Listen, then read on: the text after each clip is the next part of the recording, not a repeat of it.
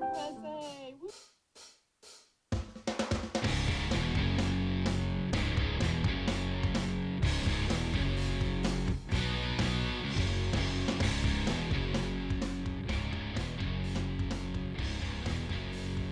Well, good morning and live from Studio G and fighting for you from the Foxhole Freedom.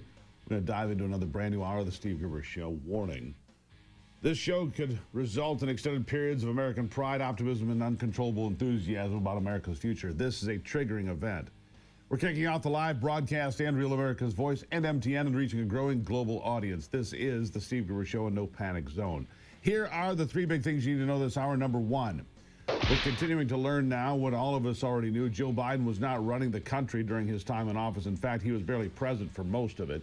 That's right, he was barely present for most of it. We'll get to that. Number two, Ukraine calling for a ceasefire in its war with Russia. That's right. This comes after one of the wildest weeks and most violent weeks on both sides since the war began. And number three, as you already know, I was aboard Air Force One with President Trump on Friday as he went to Pennsylvania to rally with steelworkers there and celebrate a $14 billion investment into the United States steel by the Japanese firm Nippon. And even though earlier in the day the president had bid farewell to Elon Musk and given a rally, and our flight back to Joint Base Andrews was extended by an hour as we dodged major storms over Virginia, the boss gave us one last surprise on Friday. Despite monsoon-type conditions on the tarmac, and I mean it was awful out there, but the president emerged, saluted the military personnel at the bottom of the stairs, and wearing only his iconic Make America Great Again hat and an overcoat, he beelined right to us.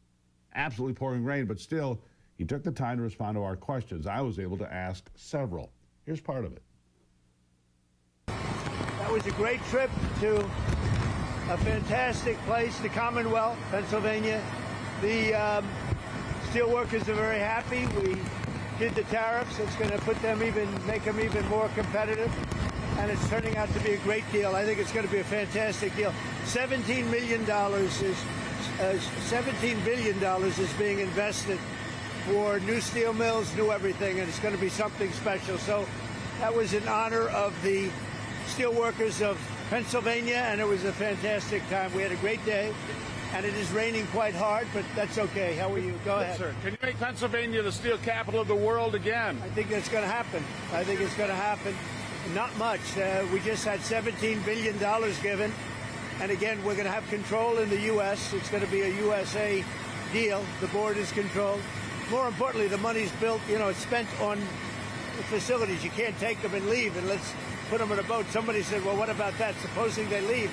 Well, the money's invested on on brick and mortar. You can't lift it up and take it. But I think much more importantly, that's going to be a great partnership. And the company Nippon is coming in with $17 billion plus. So it's going to be fantastic for all steelworkers. Yeah, look at the rain there. For those of you, I mean, everybody is soaked. He's a 78-year-old man. Tough as nails, out there with nothing but a ball cap and an overcoat, just talking to us. Then I got a bit of a personal shout-out. I got to share this. You know I would. Listen. And, I rejected this about 4 times now. And when they finally got it right, I liked it a lot. And you could see how happy the steelworkers were. More importantly, you could see from the union standpoint, the union loved it. It means thousands of jobs in Pennsylvania, right? That's many thousands of jobs. The state of Pennsylvania going forward. I like this man. Were you aware? Yeah, I like this man. He was very friendly. And I had the opportunity to ask another question later about the G7 summit, which is coming up in Alberta, Canada. By the way, as I've talked to you about in this program, I believe what Donald Trump did was by design, calling Canada the 51st state, create this nationalism, get Mark Carney elected, the far-left liberal prime minister now. So the G7 often focuses on international peace and security, economics, something that Donald Trump has been leading the way on, hands down. But it's going to be hosted by Canada, like I said. And this raging liberal who took over as Canada's prime minister, I doubt he'll be as gracious as Trump has been to him. I just don't think he's going to be as gracious as Trump was to him. Listen to what he said. Here it is. Your message to the G7 here in 2 weeks. You're going to Canada. Mark Carney up there obviously has a different view of the world than you do. When it comes to energy, clearly. What's your message going to be at G7 here in a couple weeks? Well, it's in Canada, and he's a very nice guy, by the way, Mark Carney. I think he's really a very nice person, and we've had some good talks. We'll see what happens. Yeah. Now, whatever does happen, at least we can rest assured that we won't be embarrassed by our president, by our commander-in-chief this time around, thankfully, like we were when Joe Biden wandered around the G7 summit last year. You may recall having to be redirected by Giorgia Meloni, the Prime Minister of Italy, and others. He was wandering around all weekend. And then I was able to share this special moment with the president before he went back home to the White House. Real quickly, here it is. I would suggest you all get out of the rain now. Goodbye, everybody. Have a good time. Thank you. Come here. Thank you. Who are you with? There you have it. President came over and shook my hand, which was nice. Air Force One, fascinating, by the way. We'll talk more about that. You can send me questions. Follow me here on X. Follow us live on YouTube. We broadcast live on all sorts of platforms, including X, YouTube, Rumble. Let's see, we're everywhere. But you can send me a question, anything you want to know about Air Force One. Good stuff. We'll talk more about that. Thanks to Real America's Voice for making that part of what happened, a pleasure and a privilege. Now I want to turn your attention to other important news. Being asked on the tarmac, Donald Trump sticking up for Elon Musk, by the way, after a New York Times reported that Musk was taking a jaw-dropping amount of drugs during his time at Doge. Something Musk has denied. Here's another part of that conversation with Trump on the tarmac. But the question is about Elon Musk doing drugs. Here it is. Were you aware of Elon Musk's regular drug use? No, I wasn't. I think he's fantastic. I think Elon is a fantastic guy. And Are you troubled by these reports? I'm not troubled by anything with Elon. I think he's fantastic. Did a great job. And, you know, Doge continues. And by the time it's finished, we'll have numbers that'll knock your socks off. It's going to be, he did a fantastic job. And he didn't need it. He didn't need to do it. Yeah, there you have it. Musk says the New York Times is lying through its teeth. You know what? Drugs or no drugs, Donald Trump is right. What Musk has done was incredible. At least it was the first time. It was historic. It's supposed to be. That is, it will be historic if the Republicans can get their act together and codify these historic Doge spending cuts. Musk finished out his last week as a temporary government employee. And I'm wondering if his 130 days will actually make a difference toward the eye-popping amount of debt this country has. We're going to cave in if we don't get it right. We certainly will fail. Let's throw on a focus for the rest of the morning here. The GOP, the so-called party of fiscal responsibility, the party that's supposed to stand for small government, low taxes, and the American dream, is frankly letting us down.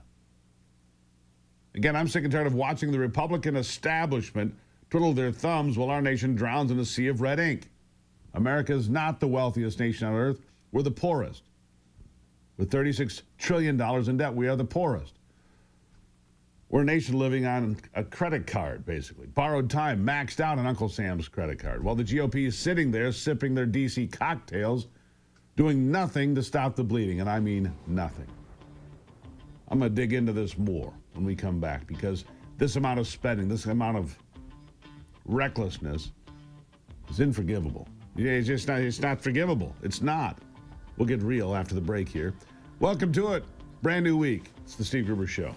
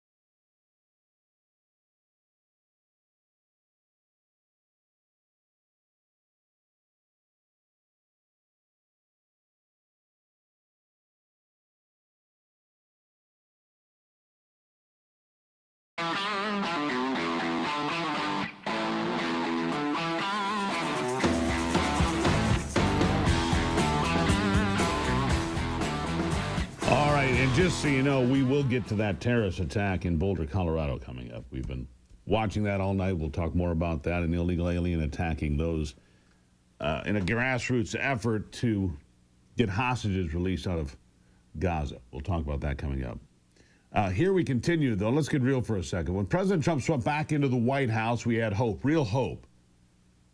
We started cutting the spending. The man brought a wrecking ball to the swamp, and for a minute it looked like he might actually get it drained. He brought in Elon Musk to restore fiscal sanity, the guy who builds rockets, reinvents cars, and runs companies efficiently as it gets.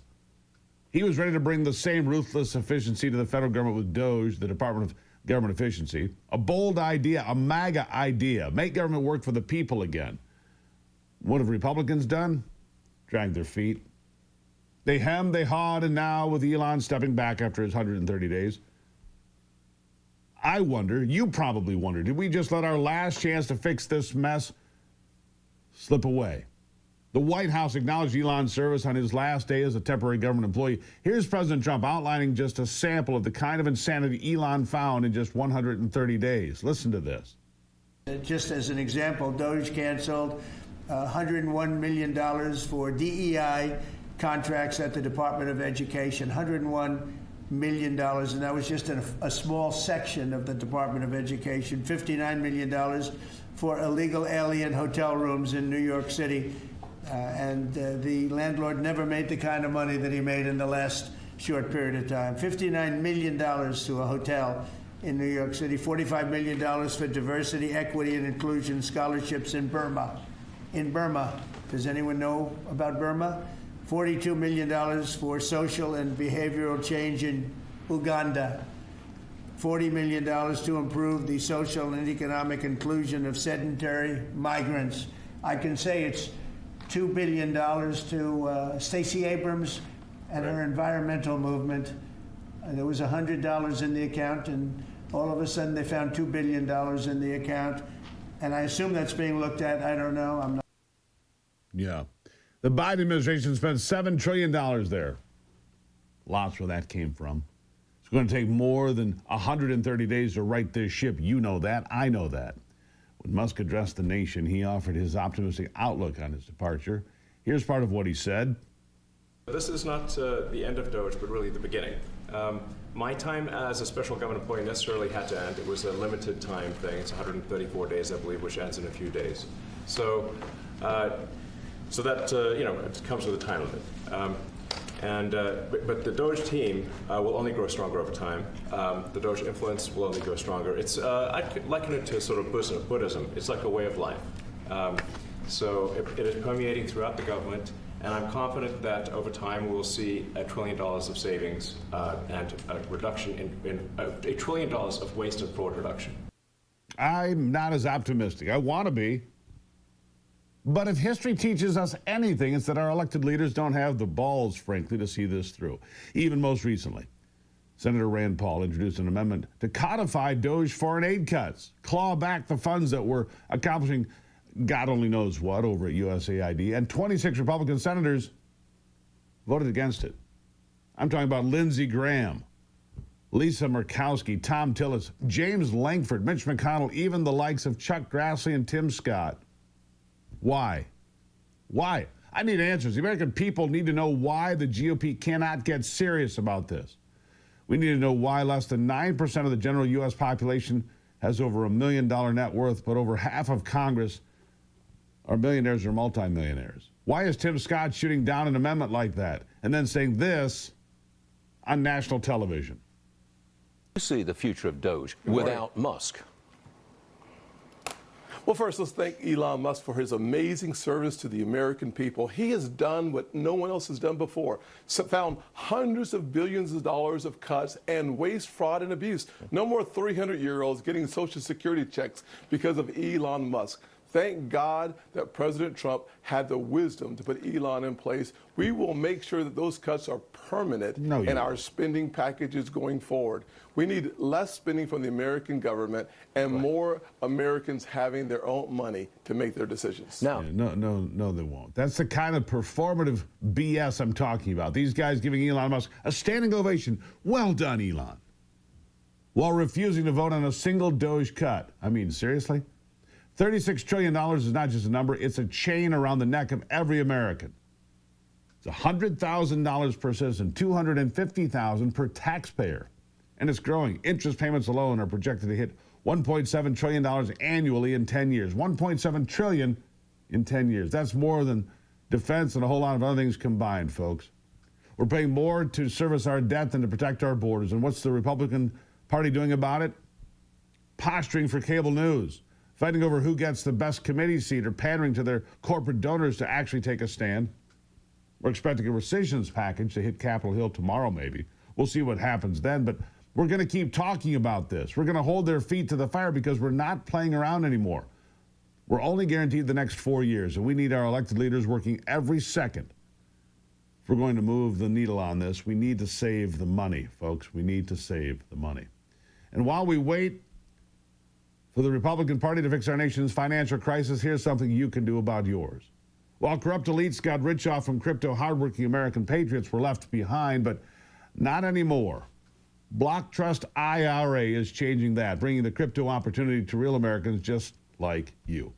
With crypto fueling President Trump's America First economic miracle, now is your chance to join the movement. Their Animus AI trading platform runs 24/7, crushing old-school strategies and helping patriots like you build serious wealth, just like the elites. Named the #1 crypto tech platform by Bitcoin Magazine, Block Trust IRA offers up to $200 million in protection, and their clients are seeing returns as high as 250%. Whether you're a teacher, trucker, retiree, or small business owner, this is your time. Get up to $2,500 in bonus crypto when you sign up now. Go to SteveGruberCrypto.com. SteveGruberCrypto.com. Making retirement great again. That's SteveGruberCrypto.com. Trust me, you want to look at this. It's a big deal. Don't be left out of this deal anymore. They're making fortunes out there while we sit here. I'll take a break and be back. We're going to talk about that terrorist attack in Colorado in a moment here on the Steve Gruber Show.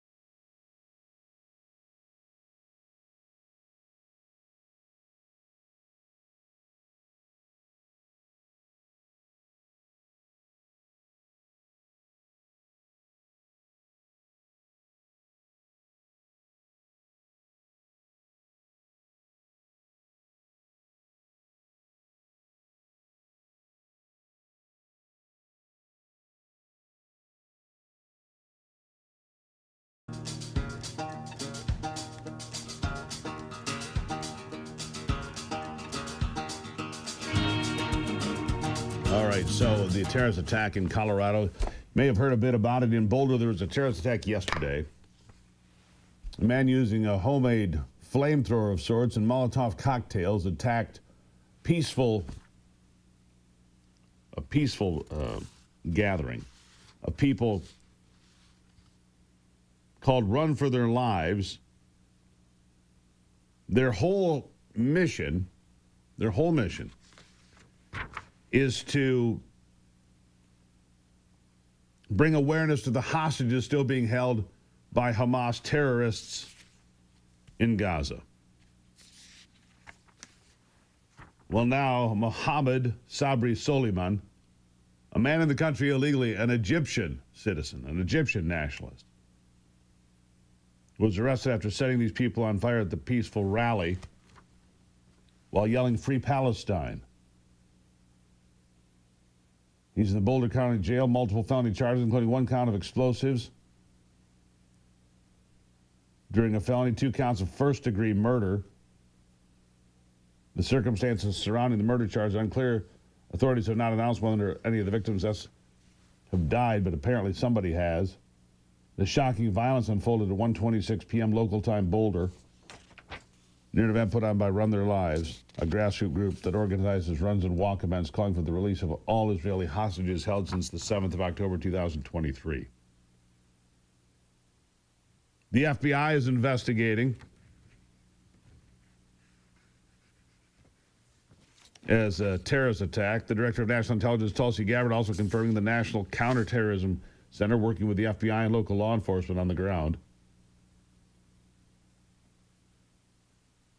Later on Sunday, FBI Denver was on the ground in El Paso County, Colorado, conducting a court-authorized law enforcement activity. It's a terrorist attack. The question is, how many of these people did Joe Biden and the auto pen let into America? And who really did that? And how many anti-Semitic terrorists are in our country right now? Have you seen the streets of Paris burning? We have a big problem here, folks. It's not just the spending, it's the terrorists inside our borders, let in by Joe Biden and his auto pen. More with Ivy after the break here on the Steve Gruber Show. Good morning. Bernie Johnson.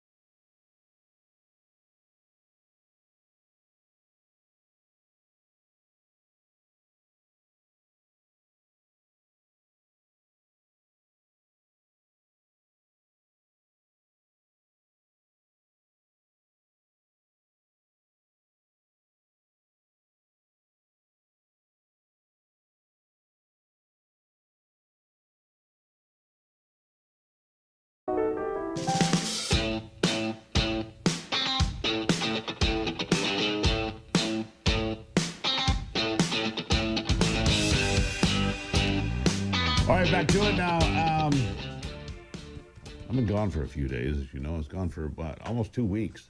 Ivy missed me. She was very kind to me. She picked me up from the airport, says, we're not going home. We're going to the Detroit Grand Prix, which we did over the weekend. It was terrific. Detroit, I tell people all the time, I was on a podcast tonight. Detroit's got some really amazing stuff now. Ivy is here with me this morning. Ivy, good morning.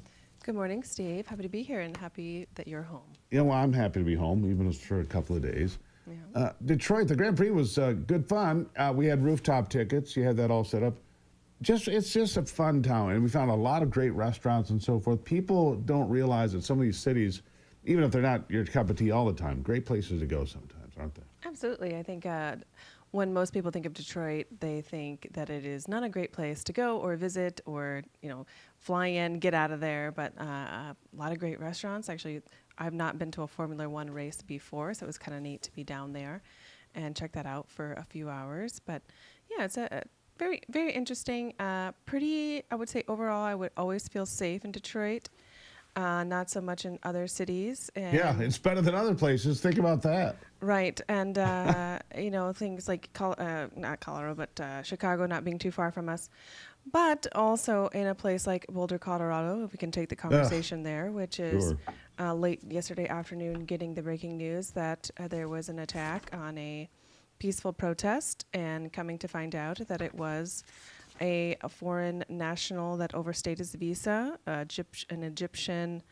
An Egyptian nationalist, man, yeah. What's his name here? Mohammed something or other. Sabri Salaman. Yeah, there you go.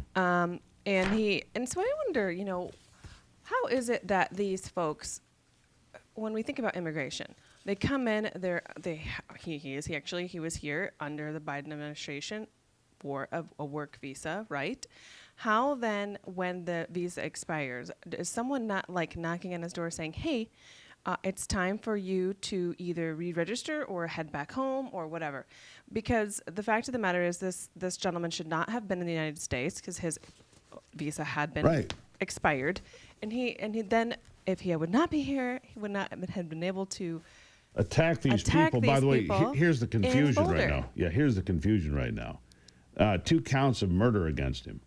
Right. Well, but there's been no report of anybody that's died. But apparently they have. They wouldn't have him charged with murder. 2 counts. What I heard this morning from reports is that the Boulder, Colorado police have to have this underlying crime when they book, the prisoner or whatever. So they had to put these things down, even though there hasn't been confirmation yet that someone has died. So we just haven't had that information. It is a very odd way of doing it. Yeah, that seems odd. But I think the bigger problem here is that a lot of I would say maybe half or 3/4, half of the population is just not believing that this sort of violence is happening. Totally oblivious in to America. And I just think that with America supposedly being this melting pot, we all are accepted here in America. And when you have these terrorist attacks against Jewish people, it is very frightening because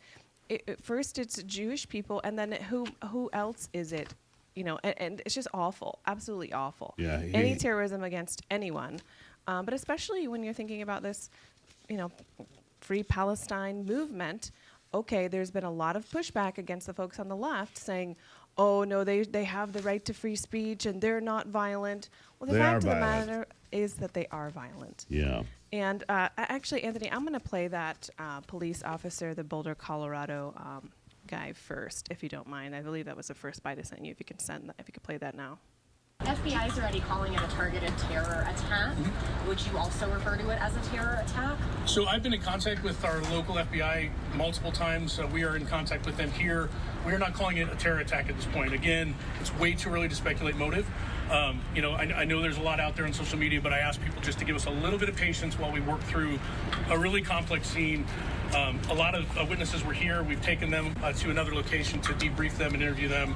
As we do that, I think the picture will become more clear. But it would be irresponsible for me to speculate on motive this early on. We're only a couple hours into this thing.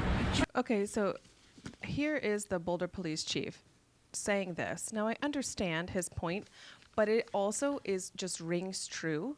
First of all, Boulder is a sanctuary city. Yep.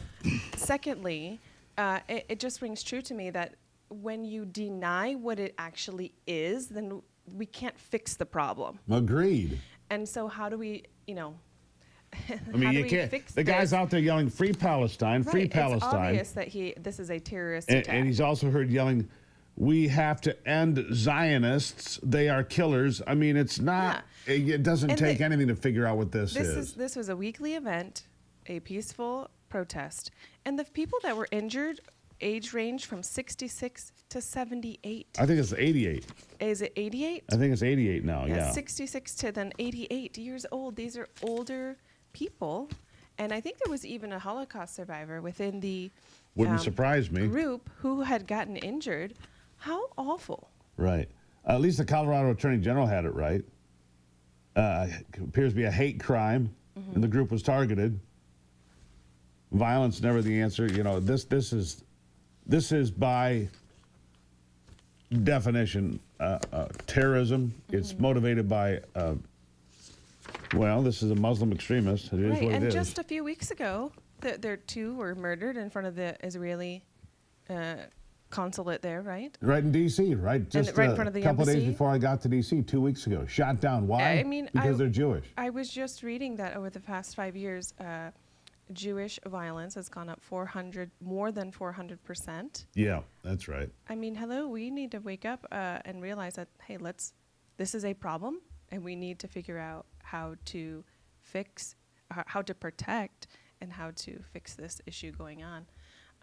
Well, first of all, these people came in, many of these folks, because we don't know how many are here. Right. We don't know how many are here because the borders were open. Right. Well, in this case, I mean, he was granted access to America, but it is true for many others that weren't. And how do we make sure? And for people that are saying, "Oh, what Tom Homan is doing is a terrible thing," or, we're just disappearing people in America.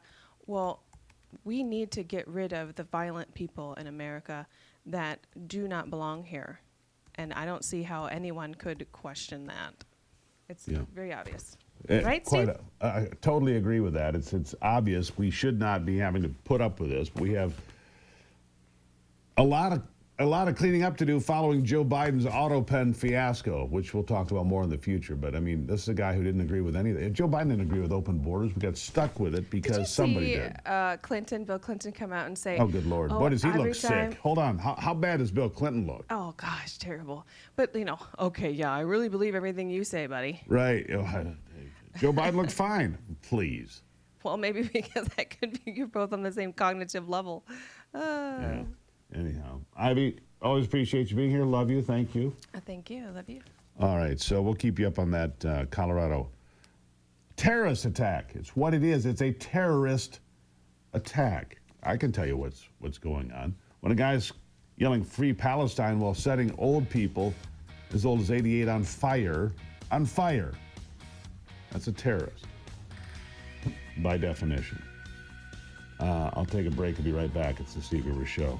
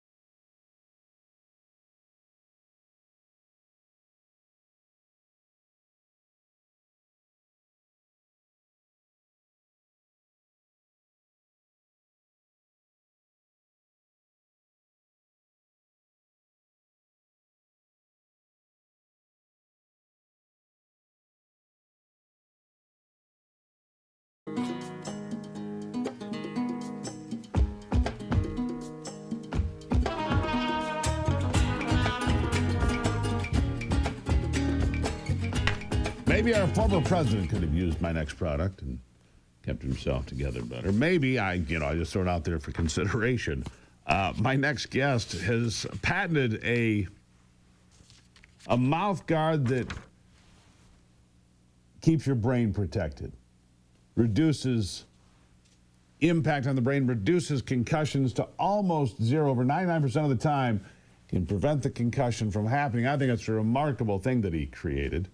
It keeps kids in football and baseball and girls in basketball, heck, anything you do out there that involves contact. He keeps people safe. He's a dentist in Traverse City, Michigan. Dr. Michael Hutchinson created this NeuroGuard Plus mouth guard. He joins me now. Michael, a doctor, nice to have you here. Greatly nice to see you again. Good to be here. Beautiful day in Traverse City. It's a beautiful day, yes. Michigan summer finally showed up yesterday a little bit. It wasn't in the 50s for the first time. This climate change thing sure is working out for us.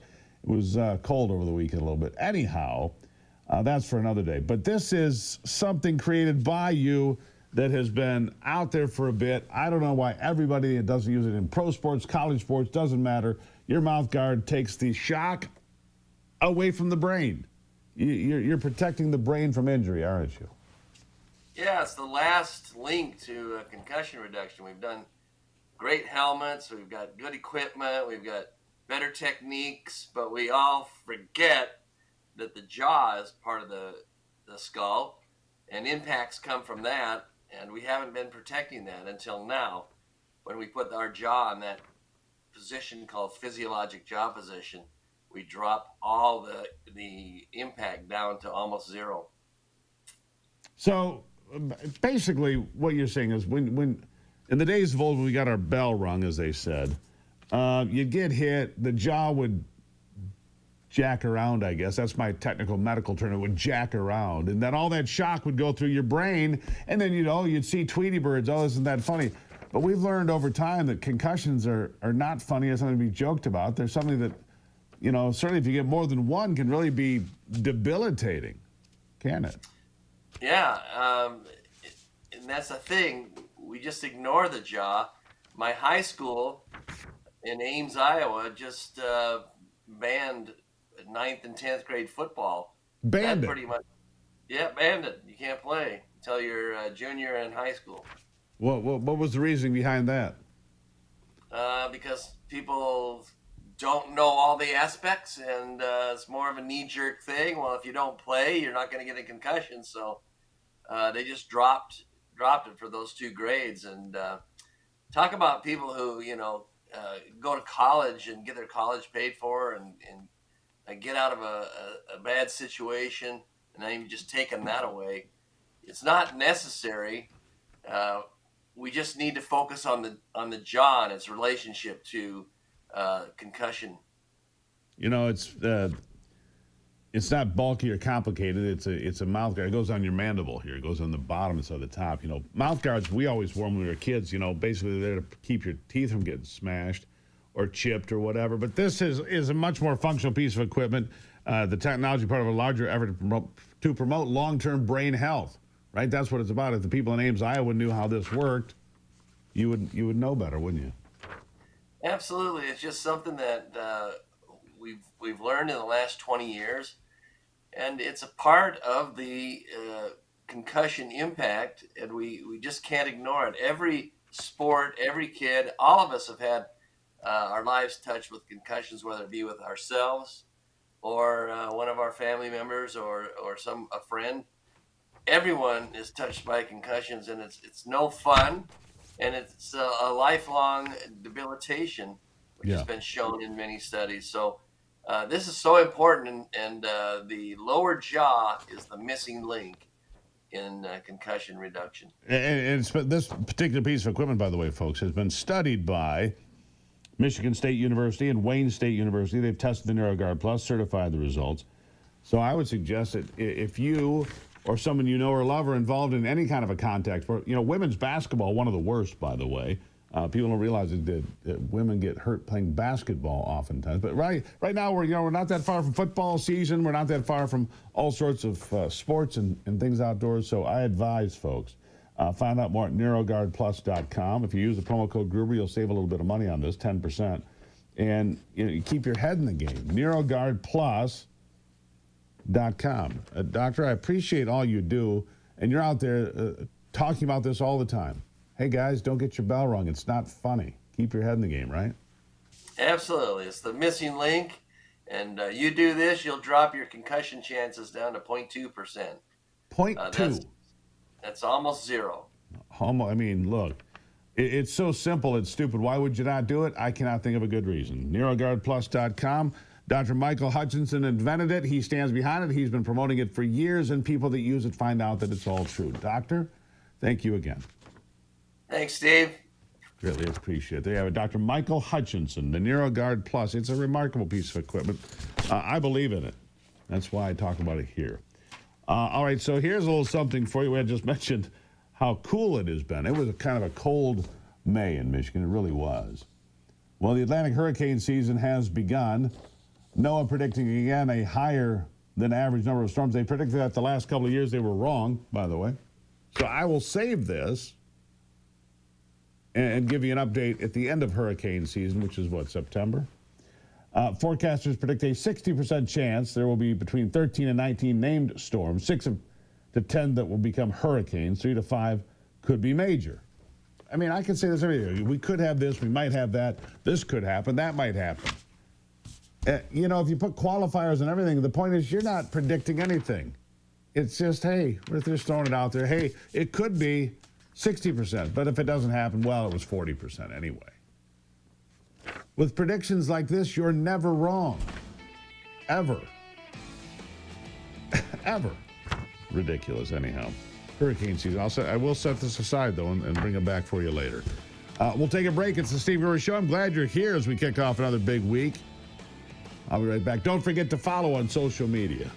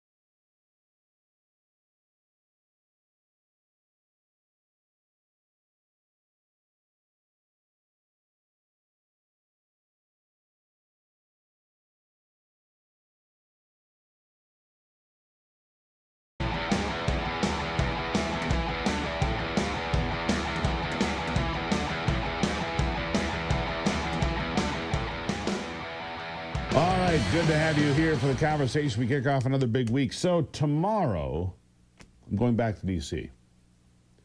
Look, I kind of like it. I'm not going to kid you. I've kind of had some fun there.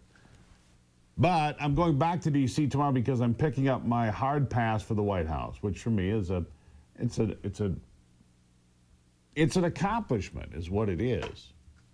To have a hard pass for the White House, which means I can come and go with the press corps as I see fit. And you have to use it about once a month. If you don't use it enough, they'll say, hey, you're not using your hard pass. Why not? Make room for somebody else type thing, right?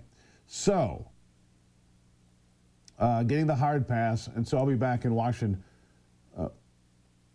tomorrow, Wednesday, and coming back sometime on Thursday. I don't know when the shows are going to be. We'll figure that out, but that's all happening. We're also trying to decide what to do next week. We were invited, Ivy and I were, to go to Paris to cover the Iranian government in exile. They have an annual meeting there.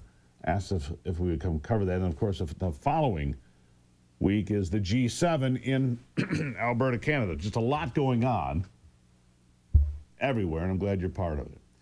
Are you frustrated with the gridlock in Washington, wondering why Congress can't seem to get anything done like we talked about at the top of the program? Well, there is a way to understand how we got here, what can be done about it. Hillsdale College presents a free online course, Congress, How It Worked and Why It Doesn't. It's taught by Hillsdale's own Kevin Portis. This course reveals the original purpose of Congress, how the founders designed it to work, and why today's dysfunction is no accident. You will explore key moments in American history, the role of partisanship, and how changes in rules, incentives, and culture have reshaped our legislature, sometimes for better and sometimes for worse. And the best part? It's free. No strings attached. Join thousands of Americans who've taken this course to become informed, empowered citizens. Enroll today at gruberforhillsdale.com and start watching right away. That's gruberforhillsdale.com. Click on the catalog to find much more about this course and join me to rediscover the promise of representative government. Hillsdale College, making us all smarter. Binge watch Hillsdale, not Netflix, I'm telling you. gruberforhillsdale.com. In the next hour, is Russia getting ready with its nuclear arsenal after the attacks destroyed much of its air force? The attacks came from Ukraine, of course. We'll talk about it straight ahead on The Steve Gruber Show.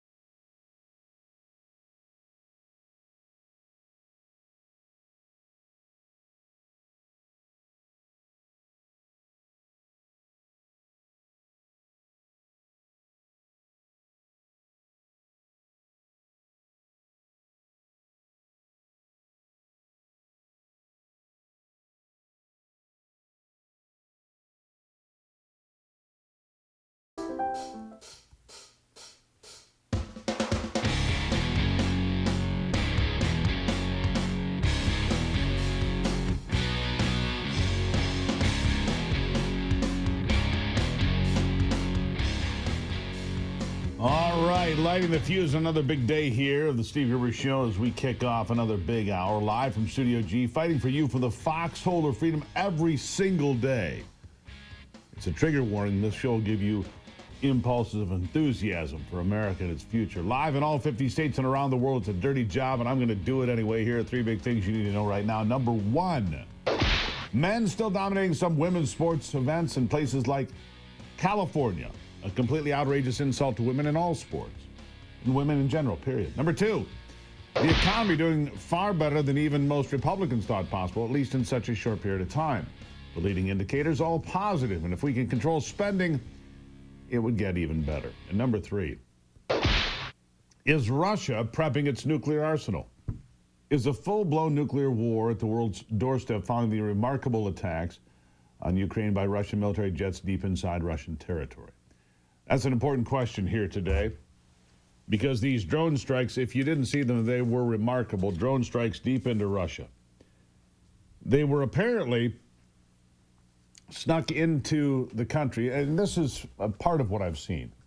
There were these sheds built in Ukraine that were shipped into Russia. The drones were hidden in the roofs of these sheds and then deployed remotely. And when they deployed, they attacked Russian bombers and so forth. More than 40 Russian military planes destroyed. A remarkable feat. Russia responded by sending missiles and drones back into Ukraine in devastating attacks. The war escalating. A ceasefire doesn't seem to be at hand, but here's where we are. Is Russia prepping its nuclear arsenal? Some are wondering if Russia is prepping its nuclear arsenal to say, look, we're not doing this anymore. There were videos being seen and shared on social media that showed the Russian military with its mobile missile launchers moving nuclear weapons. Now, I don't know if this is old video or new. That's the problem with the world we live in these days, is that there can be all sorts of video that might be new, it might be old, might be created by AI. You just don't know, right? But it certainly concerns me that these images are out there. Should concern you as well. We all thought Russia would win this war in a couple of weeks. Back in February of 2022, I thought they'd have that thing wrapped up in a couple of weeks. I think most people did. And instead, the Russians have been in this long, grinding war, 3 years and counting now. 2,500 people killed on both sides, on average, in recent weeks. 1.5 million killed since the beginning of this conflict, according to some figures. 1.5 million. And the war drags on. But the bomber attacks were pretty remarkable. It was called the Spiderweb operation. A year and a half in its planning. Right now, Russia controls about 20% of Ukrainian territory, including Crimea, but Crimea is not going back. I'm sorry to say, I don't believe it'll ever go back. We're going to keep an eye on this. This is a huge development. Is Russia willing to use nuclear weapons to defeat Ukraine? I would certainly hope not, but I don't know. Meanwhile, closer to home here on the economic front. Scott Bassett destroys the legacy media again, talking about the economy, talking about where we are as a country, talking about where we're going right now in the economy. Listen to this. Listen to earnings calls just like we do. You know what Walmart's saying, what Best Buy's saying, and what Target are saying. But Margaret, I also know what Home Depot and Amazon are saying. I know what the South China Morning Post wrote within the past 24 hours, that 65% of the tariffs will likely be eaten by the Chinese producer. 65% of the tariffs being eaten by the Chinese. I like how Scott Bassett dismembers the Sunday morning media. They come at him with loaded questions all the time. He just destroys them. Meanwhile, over on CNN, Dana Bash getting similar treatment, getting crushed by Russ Vaught. Russ Vaught is the director of the Office of Management and Budget. Maybe you've seen him, maybe you haven't, maybe you know who he is, maybe you don't, but he is a very powerful man inside the Trump administration. This whole administration is being run by about 12 or 15 people total. Total. There's 12 or 15 people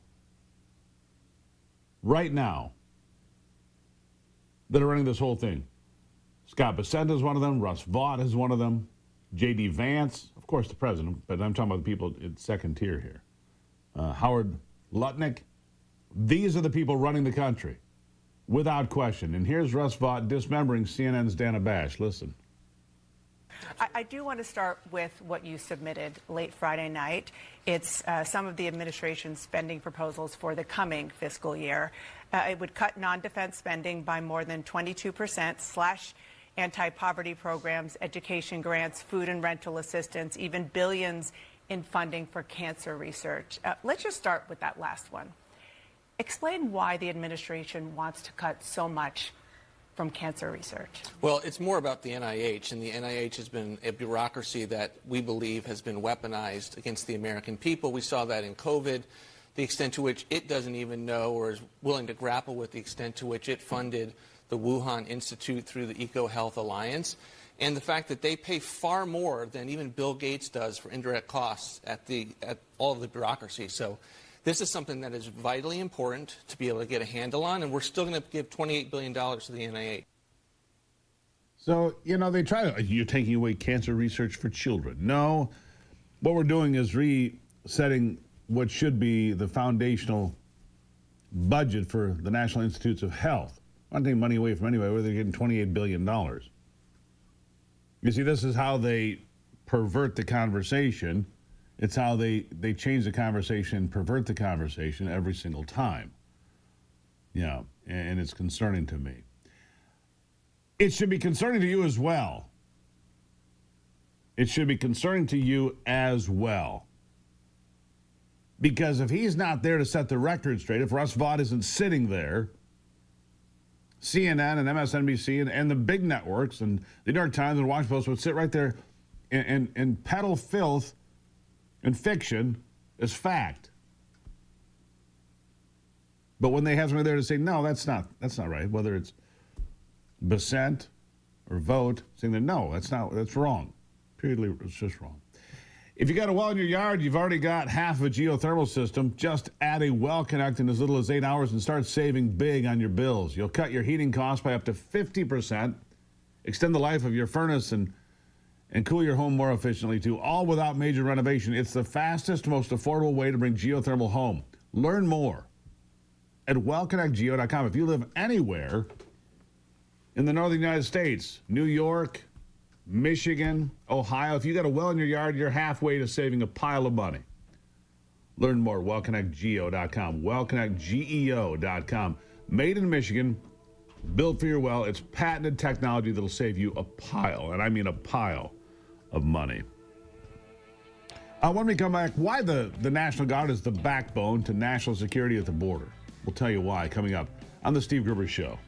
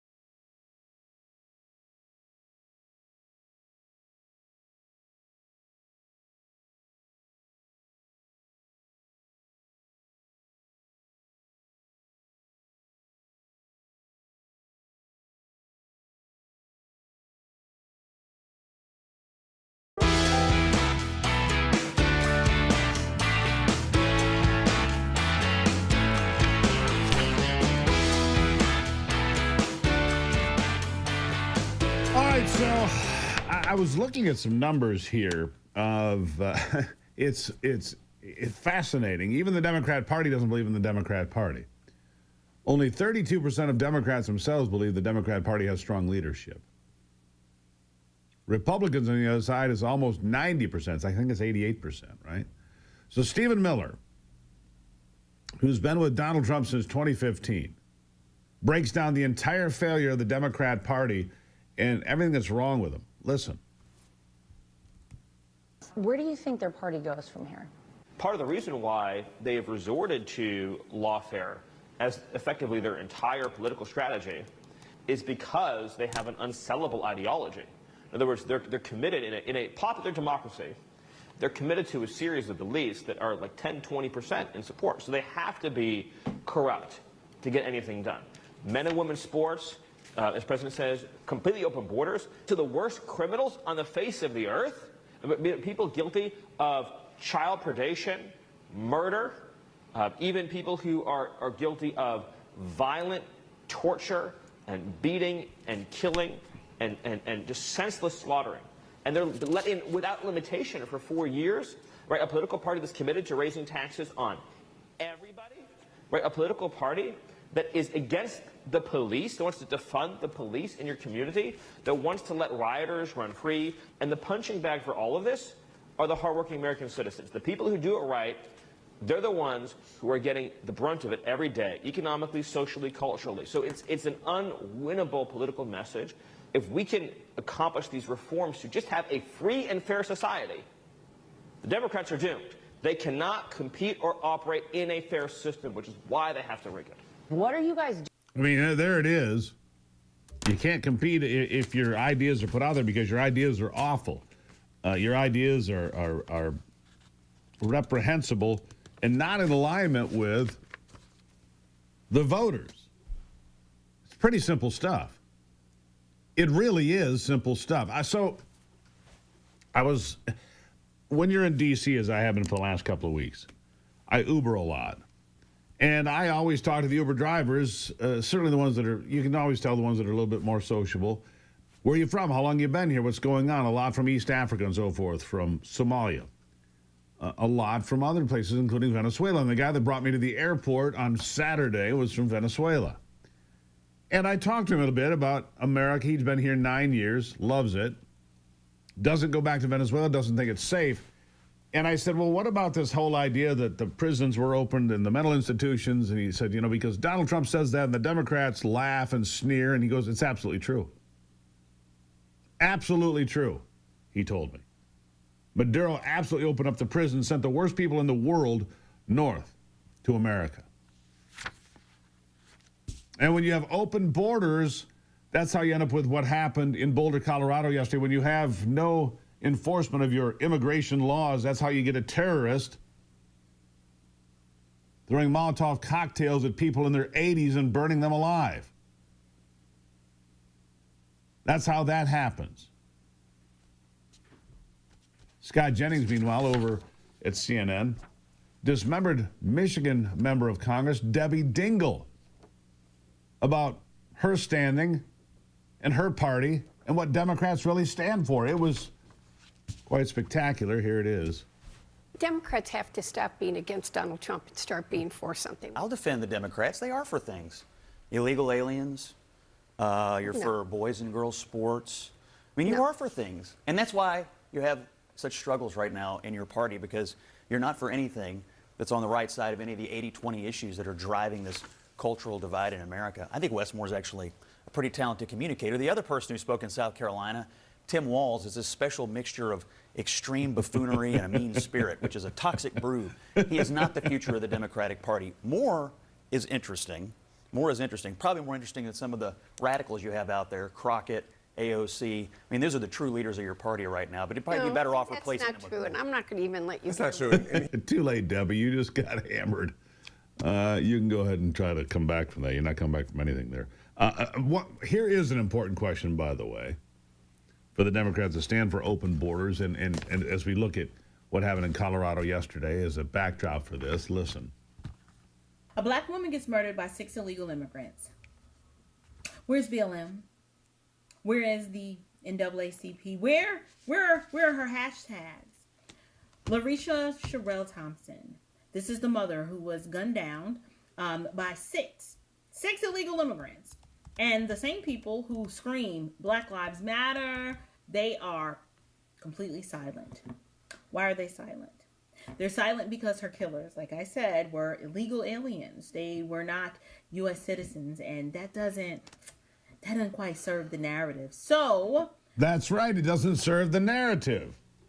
This black woman murdered in South Carolina, randomly, by the way, the illegals ages 13 to 21. Texting back and forth about, this is just the beginning. We'll do more. Yep. The arrests were made. Larisha Sherelle Thompson, 40 years of age, murdered in her car by a band of young monsters. By a band of young monsters. And these animals are on our streets thanks to the auto pen and the Democrats. That's what it is.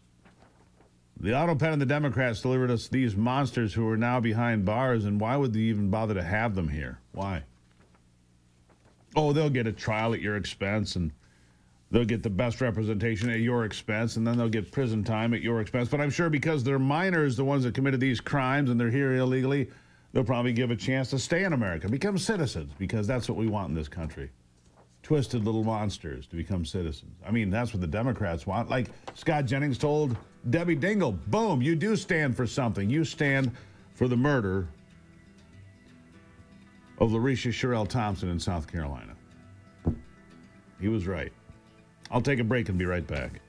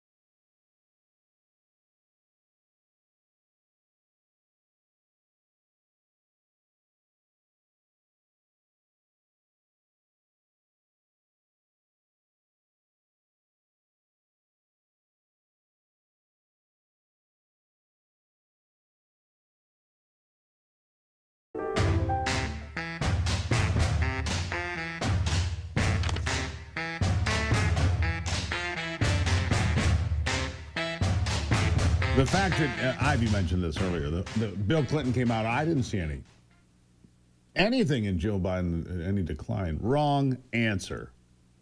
Wrong. Bill Clinton has no idea. Bill Clinton looks horrible, by the way. No idea what's wrong with him. I could, speculate on what might be ailing Bill Clinton. Might have to do with some of his promiscuity, potentially. But, I'm not going to go there.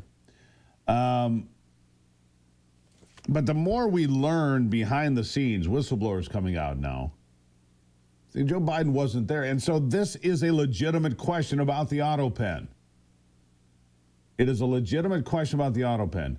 If Joe Biden was unaware of what he was doing or what he was signing or what he was agreeing to or even being told, was he even being told, hey, you're going to sign some stuff today? It cannot be legitimate. It cannot stand. The United States Supreme Court must weigh in. All of those pardons, commutations, executive orders, God only knows what, regulations, and as Scott Jennings was pointing out, they have to rule by lawfare and edict because their policies are so unpopular Nobody would ever support that sort of thing. Nobody.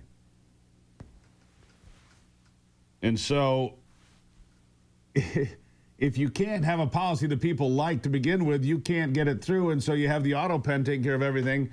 And boom, here you are. Boom, here you are.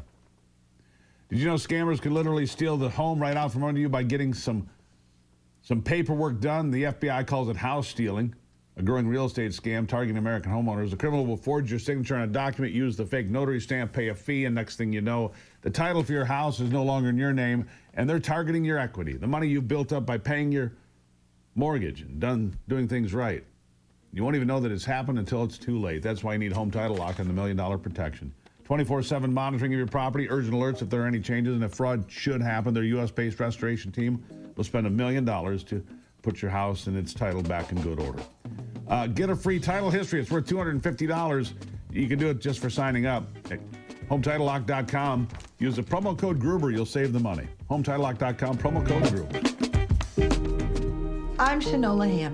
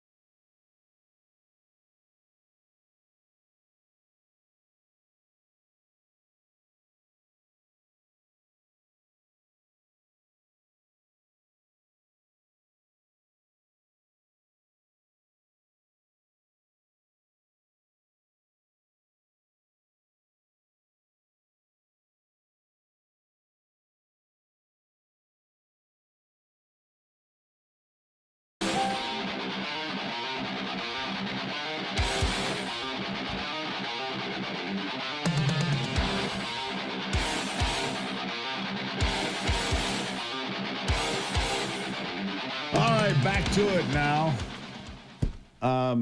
If you didn't know, June is PTSD month. PTSD Awareness Month, to be more specific.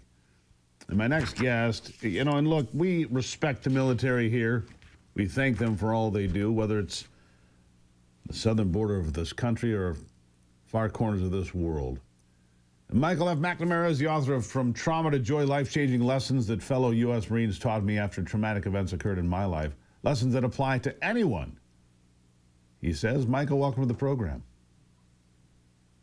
Well, first of all, thank you for having me. It's an honor to be here this morning. Well, I appreciate you being here. Look, June is a lot of things, but I think PTSD Awareness Month is much more important than a lot of the other things they try to make June into. As a U.S. Marine, you probably had plenty of things that created concerns. Post-traumatic stress disorder being the aftermath of all of that, right? It starts in training. I see a helicopter crash about 75 yards from me. The pilot's decapitated. We're trying to save 3 Marines. Everybody dies. But I think it's important that the worst thing I've ever seen happened to my sister in our hometown of Sacramento, California, when she told her husband she wanted a divorce, and she was moving out with their 2 sons, 6 years old and 4 years old. And he shot both boys in the head in front of her, and then he killed himself. And so I've been to Iraq and Afghanistan 3 times, all during the height of the fighting. But one of the lessons I learned from my family was there's worse things than going to war. And I want people to know that. To be sexually abused as a child is I don't know where that ranks relative to going to war. My instinct is that it's worse. My sister has gone through the worst thing I've ever seen in my life. So I hope people understand that this idea of PTSD, struggling in the aftermath of trauma, right? It's not a military thing. It's not a cop thing. It's not a firefighter thing. It's an everybody thing. And that's why this discussion we're having this morning is so important. I mean, you're talking about terrible things. And see, I just reflect on, there was this terrorist attack in Boulder, Colorado yesterday we've been talking about. And how awful for the people there to see some guy throw Molotov cocktails and set people on fire that are just having a peaceful rally. If you're a kid and you see that, God, it's just God awful. That's the sort of thing that just stays with you, isn't it? Well, the day of that helicopter crash, one of my senior Marines walked up to me and asked me, I was a commanding officer, and he said, "How are you doing, sir?" And I said, "I don't know." And he looked at me and he said, "You know you're never going to get over this." And I can't use the language here that I used that day, but I rather bluntly said, "Get away from me." And he said, "No, you need to know that." And I said, "Who told you that?" And he said, "Vietnam Marines." And I tell people the single best piece of advice I ever got was him telling me I would never get over it. And the whole thought is this: you'll never get over it. When you struggle, that makes you a normal human being. There's nothing wrong with you. And you can still live a great life. And that's my message to everybody. I don't care what you've been through, right? PTSD is not a death sentence, right? It changes your life, certainly. You never, quote unquote, get over it. But you can still live a great life. You just have to learn how to do it. And that's what my book is about. And there's 24 different stories of people that I've met that have gone from horrible things. Somebody's wife killing themselves in front of them on her 30th birthday. She'd never even been to a therapist. And he's walked this path. And my message for everybody is, if they can do it, you can do it too. You can make it, but it's not easy. And maybe the idea of getting over it, as you put it, maybe that's not the right approach. Maybe learning to handle it, to deal with it, maybe that's the play. Is that what you're telling me? That's what I'm telling you. I use the word coexist. You have to learn to coexist with it because it's not going away. Talk to people in their 70s and 80s that were abused, sexually abused as children. If they trust you, they'll tell you in slow motion, high definition, exactly what happened that day. So the brain stores trauma in a very well-preserved place. And if you think there's a medication or going to therapy for the rest of your life solves it, you're wrong. You have to learn the truth about what happened to you and this world you've been launched into that I call the valley of the shadow of death, right? You have to learn about your environment. You have to learn that there is a path out and that the trade is, if you'll walk this path, you can live a great life. And part of walking that path, though, is living with some discipline. If you struggle, quit drinking. When you struggle, don't isolate yourself. Talk to somebody. And as you learn those skills, your life changes. And I'm not talking about changing in months and years. I'm talking about changing in days and weeks. And that's my message to everybody. And I'm not talking trash about this. I have seen this over and over and over. And that's why, in my opinion, this message is so important. Basically, what you're telling people is, after a great upheaval, a great trauma, whatever it may be, it doesn't have to be military involved. It can be a whole host of things. After great trauma, you can still live a great life if you learn to manage it, I suppose. You don't need to get over it. You don't need to forget this terrible thing that happened. But like you said, coexist with it so you can have a great life. Well, and that's the thing, that so many people think that going to therapy or taking a medication is going to get them over this. And that's how the nation approaches trauma. Go to therapy, take the meds. Drugs. And it's almost like, it's almost like what RFK is saying about our physical health. We do the same thing with our mental health. And my message to everybody is, there's a solution. It's inside of you. And that's the first place you should look. Understand the truth, learn that there is a path, right? Live with some self-discipline, right? And then the transformative event is when you help somebody else. So let me ask you, Michael. Michael. Look at somebody and say, yep. After you saw that helicopter crash 75 yards away and all that you saw that day, how long did it take you to silo that, to coexist with that? A long time. I knew when it would, like, I'd hear the sound of a helicopter and the video starts in my head, right? And it wasn't seeing the guy decapitated. That wasn't the worst part of the day. Having your hands on somebody, helping them trying to live, watching them struggle, the sounds they make, the look on their face, that's what really stuck with me. And so I learned that there was nothing wrong with me. Then as I interviewed people, as I listened to the things they told me about how they lived in the aftermath of trauma, I learned all these things that really helped me. And that's really what transformed me. But that was over the process of probably 30 years. And my point to people is, buy my book, right? Read it. These people were not any more prepared than you were, just like I was not. But I'm going to tell you with certainty, there's a path you can walk, right, to live a great life after you go through traumatic experiences, right? And you can do it. You can do it. You can have a great life. The book, From Trauma to Joy, Life-Changing Lessons That Fellow U.S. Marines Taught Me After Traumatic Events Occurred in My Life. Lessons that apply to anyone. Michael McNamara, thank you for being here. My privilege. Really appreciate it. There you have it. You need to coexist with trauma. Not sanitize it, not mask it with drugs and alcohol and whatever else. That's an interesting conversation, isn't it? Sure is. We've all had trauma. We'll take a break and be back. It's the Steve Gruber Show. I'm glad you're here on a Monday. Back in a moment.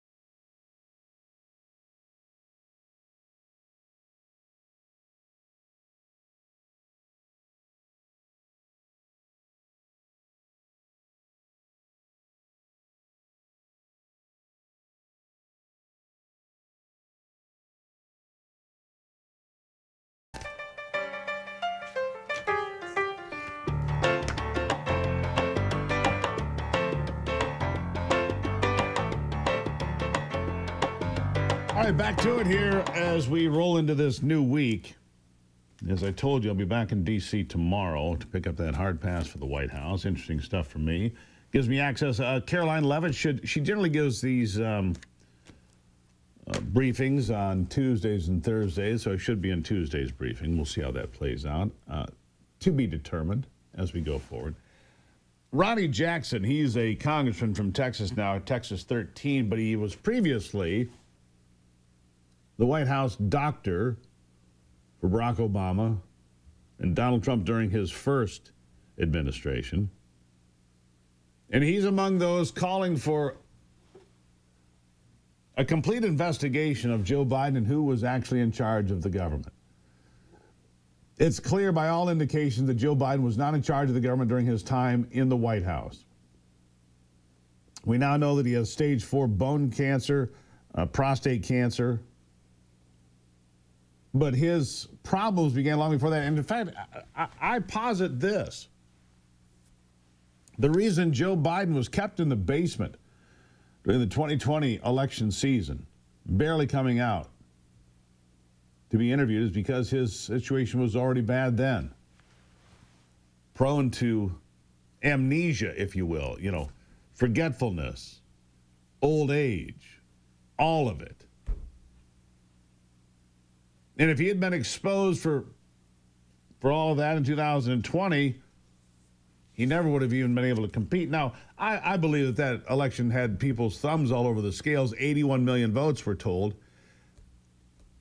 And yet Democrats have never broken 70 million votes in any other election. Only that one, just that one. And somehow they exceeded all expectations by 12 or 14 million votes. It was remarkable, really. Donald Trump got more votes at that point than any Republican in history. He, of course, surpassed it again. 77.5 million votes. The most votes ever received by a legitimate counting of the votes, in my estimation. Anyhow, Ronnie Jackson says that Biden's health is in question. It should be. And he said it's similar to what happened in 1919 when Edith Wilson ran the White House after Woodrow Wilson had a stroke. And I don't think that's wrong. Woodrow Wilson was infirm and kept in hiding. He had a massive stroke, continued to be president for a year and a half. It was the physician to the president and the first lady that kept him sequestered and that kept him hidden from the press. They were making the decisions about what was going on in this country. The big difference is that the stakes were much higher over the last 4 years than they were in 1919. Now, I would agree with that. Edith Wilson pushed through the amendment that gave women the right to vote. Woodrow Wilson was opposed to it. The right to vote for women came in 1920 because Edith shepherded that through. But the idea that all of these things have happened and Joe Biden was in charge, he was not. The auto pen was being used and manipulated by those around him. And some of those people were, at the same time, lying to Congress. People like Hunter Biden and Jim Biden. In fact, James Comer now says he has what it's going to take to issue subpoenas and maybe more. James Comer, the congressman, said this. Listen. Is it not a felony to lie in front of Congress? Absolutely. And we issued criminal referrals. Hunter Biden committed perjury. Jim Biden lied in front of Congress. And there are others in other investigations who have lied, and there's been no accountability. So we're certainly going to continue to investigate, but we're desperately seeking accountability from the Department of Justice, and hopefully that'll happen. Because when you talk about using the auto pen to sign these executive orders were many meant to Trump-proof this White House. And if we can find information that would lead us to believe that Joe Biden had no knowledge of those executive orders being signed in his name, then I think that the Trump administration could get them thrown out in court, and then Trump would be able to execute his agenda a whole lot easier without all the Trump proofing that happened with the auto pen at the end of the Biden administration. Well, I mean, it's just extraordinary to me. Look at how all of these Trump proofing. Flood the zone, make sure that Donald Trump's agenda is stopped every step of the way. Flood the zone. Flood this country with the illegals. That was another part of the deal. But as Donald Trump pointed out recently, Joe Biden was never for that. Joe Biden never supported open borders. Oh, by the way, we have a Health and Human Services whistleblower on the Biden administration's open border policy. Here's what was said. Listen to this.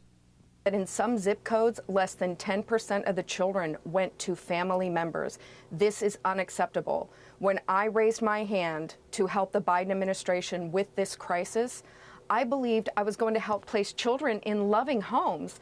I had no idea that we were sending children to criminals, to traffickers, and to members of transnational criminal organizations. Oh, yeah. So the Biden-Harris failed open border policy. Yeah, failed open border. The kids were being picked up by traffickers.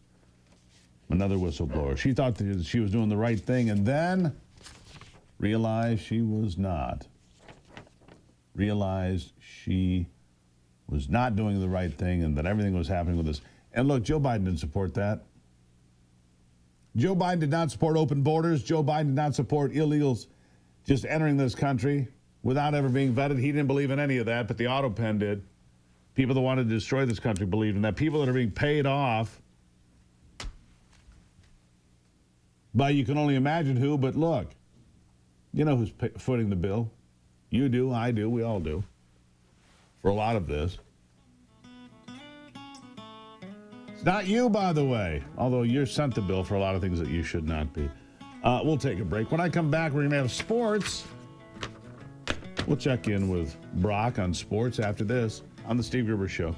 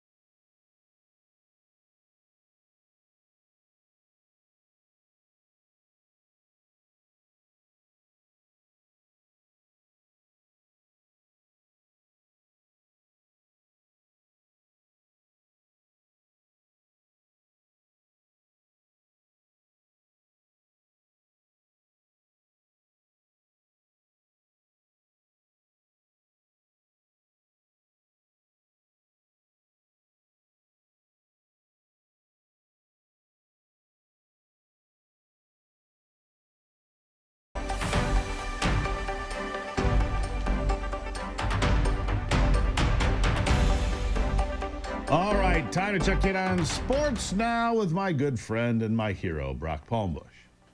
With a look at sports, I'm Brock Palmbush. A full schedule in Major League Baseball yesterday. American League winners included the New York Yankees, Detroit, and Texas. National League winners included the New York Mets, Milwaukee, and San Francisco. In golf, world number one Scotty Scheffler won the Memorial Tournament in Ohio for his third win in his last 4 starts. He beat last week's winner Ben Griffin by 4 shots to take the title. Sweden's Maja Stark won the U.S. Women's Open yesterday with a 2-shot win over American Nelly Korda. It's Stark's first ever major title. At the French Open in Paris, defending men's champ Carlos Alcaraz and Americans Tommy Paul and Francis Tiafoe all won their 4th-round matches to advance to the quarterfinals. On the women's side, top seed Aryna Sabalenka and defending champ Iga Swiatek both won to move on to the quarterfinals. And in NASCAR, Ryan Blaney won the Cracker Barrel 400 at Nashville for his first win of the year. That's a look at sports. Back to you, Steve. All right, thank you, Brock. All right, so the Tigers, 39-21. Rocking this thing. I had to go look. I lost a little bit of track of baseball. They're rocking it. Best team in baseball by a bit at 39-21. They far better than others in the league and in the National League too. So there you go. The biggest winning streak now is 5. Toronto has a 5-game winning streak. Detroit 39-21, pretty respectable to say the least. All right. Coming up in the next hour, we'll have Katie Hyde here from Michigan News Source. Brian Calley is going to join me, the president and CEO of the Small Business Association of Michigan. We are looking forward to the jobs report. The May jobs report will be out Friday. We'll see what that means for the economy as we continue to look at what's happening. Let's see futures here. I can get this in before we run out of time. Futures today look flat. Basically no change in any of the significant markets. So there you have it. Flat on the markets today. Maybe we'll have a good day. We'll see. It's the Steve Gruber Show. Glad to be back in the office, at least for a couple of days. I'll be right back.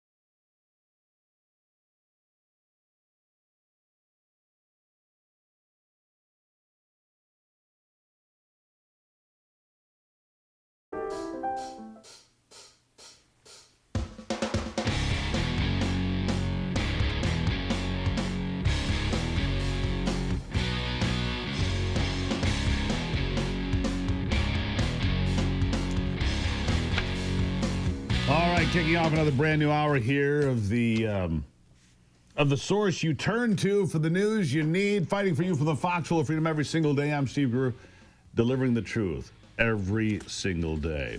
Three big things you need to know this hour. Number one, Gretchen Whitmer expressing disappointment over Donald Trump's consideration of pardons for the alleged kidnappers, the ones caught up in that FBI sting a couple of years ago. We'll talk about that. Number two, all eyes are on the jobs report coming out. It'll happen Friday.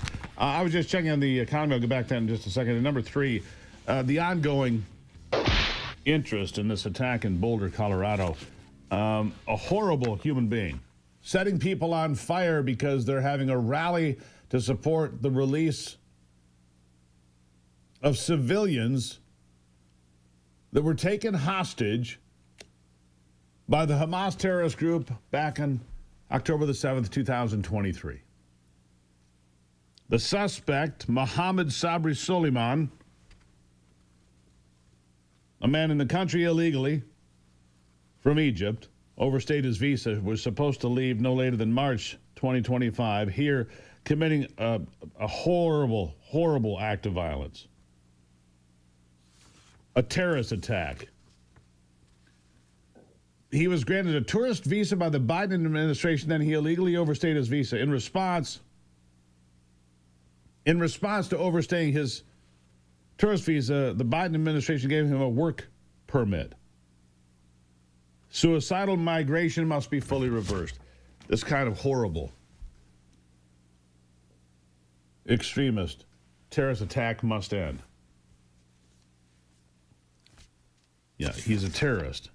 The victims range in age from 52 to 88. Now, he's been charged with 2 counts of murder, which is confusing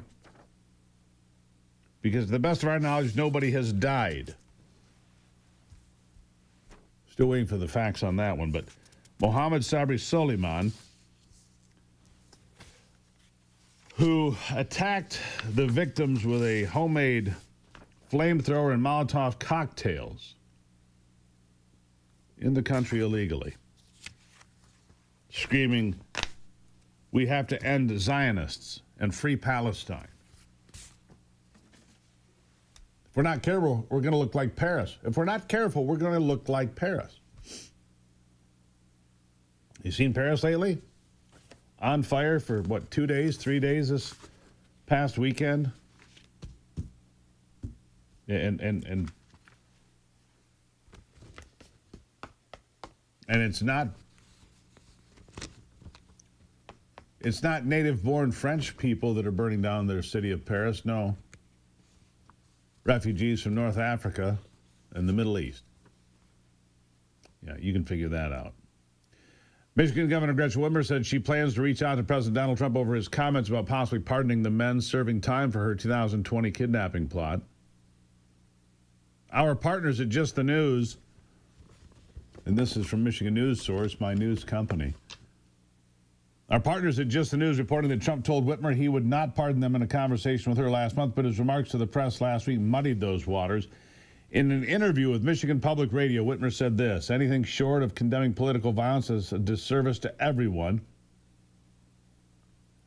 And the recent revelation from President Trump is difficult for her to process. I would just point out that when the man shot at the president when he was on campaign trail in Pennsylvania, I was one of the first office holders on either side of the aisle to condemn it, because anything short of condemnation creates a dangerous space for people that are sworn an oath to do work of the public." In addition, she added, "We don't take up arms and harm one another, and so I'm going to make my thoughts on this known to the White House again." 9 were convicted, 5 were cleared. Barry Croft Jr., Adam Fox, serving 12 and 16 years in prison as leaders of the plot. Some continue to maintain it was the FBI informants that entrapped them, and it should have been considered illegal. We'll see. All eyes are on the jobs report coming up on Friday. Where's the economy for you? It's a serious question. Where is the economy for you? The jobs report coming out, I mean, the inflation rate is at we're down to what, 2.1%? Is that where we are?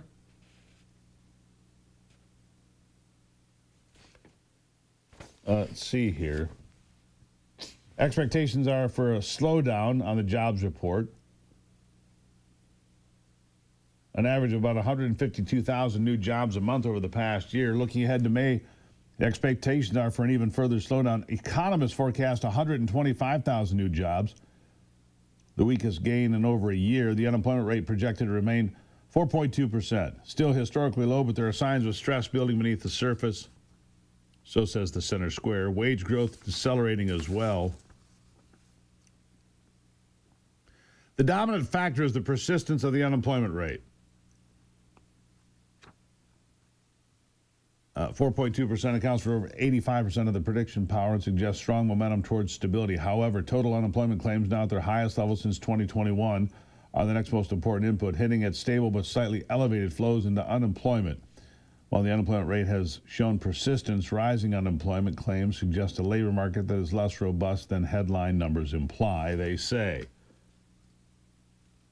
Investors will parse the remarks for any shifts in tone regarding the stability of the labor market, especially with the probability of a June rate cut, now just 2.2%, though traders still expect 2 rate cuts in 2025 for the interest rate from Jerome Powell, which of course we should have, with the inflation rate now almost down to 2%. I mean, isn't that where we should be? An inflation rate that low, we should have a cut in the interest rates, which will stimulate growth in the economy and potentially lower the rate even farther. So that's where we are with the unemployment and the inflation numbers. Oh, gas. I was going to tell you that again, as I always check in on that for you. But gas prices continue to decrease. We're down a half a cent from yesterday, down 4 cents from a week ago, down 4 cents, 4.5 cents from a month ago, and down significantly from a year ago. So gas prices continue to become less of a burden on American consumers. Oil remains between $60 and $65 a barrel. So very consistent in the price of energy, which obviously is one of the drivers of inflation. Energy prices, obviously something that you deal with and something we all deal with. Now, coming up after the break, Gretchen Whitmer expressing this disappointment over Donald Trump's comments that he would look at pardoning the kidnappers. They were all federal charges, of course. In an interview with Michigan Public Radio, as I just mentioned, Governor Whitmer said anything short of condemning political violence does a disservice to everyone. Well, Katie Hyde will be here from Michigan News Source to discuss that article and everything else that Michigan News Source is working on. Is coming up after the break.